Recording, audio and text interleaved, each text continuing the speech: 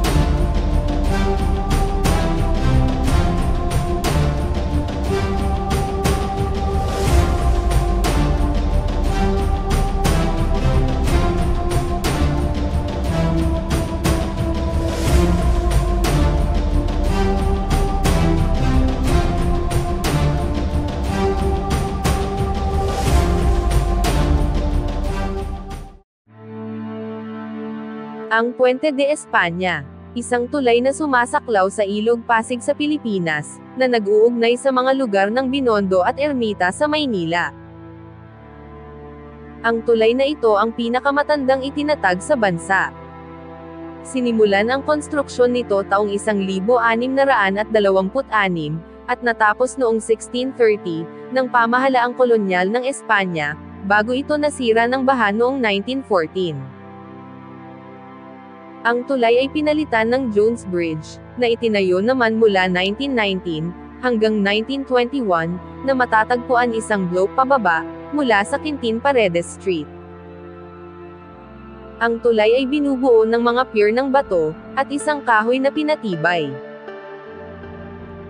Noong panahon ng kolonyal ng mga Amerikano, ito ay pinalawak upang mapaunlakan ang mas maraming pedestrian, at mga sasakyan. Sa pagdaragdag ng mga daanan ng trapiko, ang mga street lamp sa tulay ay tinanggal. At noong 1905, inilatag ang mga riles sa tulay, upang mapaunlakan ang tinatawag na tranvías, isang uri ng urban rail transit, na binubuo ng alinman sa mga individual na railcar, o self-propelled multiple unit train, na tumatakbo sa mga tramway track sa mga pampublikong kalye sa lungsod. Noong Setyembre taong 1914, walang tigil na pag-ulan ang nagpabaha sa mga lansangan ng Maynila, at lumaki ang tubig sa Ilog Pasig, na naging dahilan ng pagkasira ng gitnang pier ng tulay. Noong 1916, sinimulan ang pagtatayo sa isang neoclassical reinforced concrete arch bridge, ng kolonyal na gobyerno ng Amerika, sa buong Kalye Rosario sa lugar ng lumang pansamantalang Puente de Barcas. Ang span ay pinalitan ng pangalang Jones Bridge, na ipinangalan sa dating mambabatas sa Virginia, na si William Atkinson Jones. Ang tulay ay natapos at binuksan para sa trapiko noong 1921. Di nagtagal, ang Puente de España ay nabuwag, na nagtapos sa mahabang kasaysayan nito. Ang Jones Bridge ay nawasak ng mga bomba noong labanan sa Maynila, noong ikalawang digmaang pandaigdig, at pagkatapos ay itinayong muli noong 1946. Kasunod ng pagpasa ng Philippine Rehabilitation Act of 1945, ang Philippine Bureau of Public Works at ang United States Bureau of Public Roads, ay muling itinayo ang mga tulay ng Jones gamit ang malalaki, at malalalim na steel girder.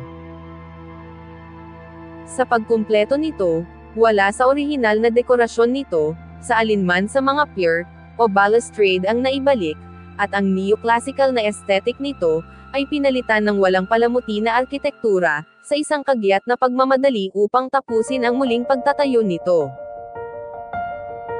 Ang tatlong natitirang estatwa ng La Madre Filipina ay tinanggal din, at ang mga plinth nito ay giniba. Ang isa ay inilipat sa loob ng Rizal Park, habang ang dalawa naman ay inilipat sa pasukan ng Court of Appeals, main building.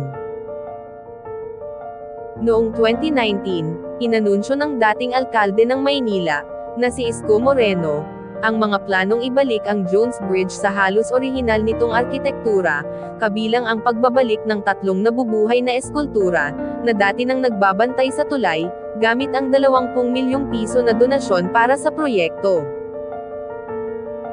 Inatasan ni Moreno si Jose Acuzar, ang may-ari ng Las Casas Filipinas de Acuzar, na magdisenyo at magtayo ng mga poste ng lampara, na may istilong Beaux Arts na katulad ng sa Pont Alexander III.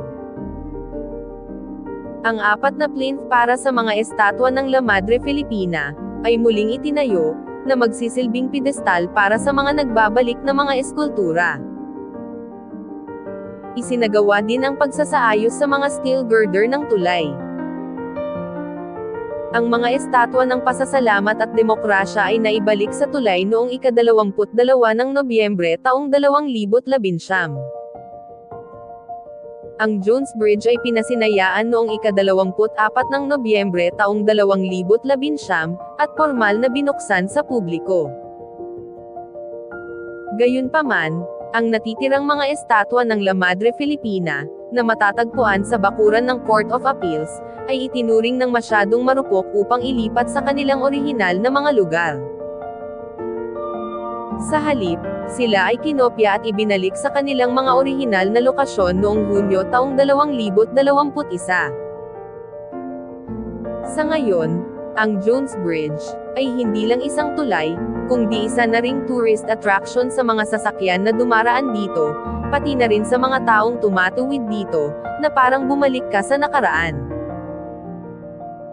At sa ilalim na bahagi ng tulay na ito, ay matatagpuan sa tabing ilog ang bagong atraksyon, na dinarayo ng mga lokal na turista. Ang Pasig River Esplanade. Ang unang bahagi ng 25 kilometrong esplanade, na showcase area ay matatagpuan sa likod ng Manila Post Office. Binuksan sa publiko upang tamasahin ang mga tanawin, tampok, o simpleng paglalakad sa mga pampang nito, na malilim ang ilaw. Sa kasalukuyan, ang bukas na seksyon nito, ay umaabot mula sa Binondo Intramuros Bridge, hanggang sa malapit sa dulo ng Manila Post Office.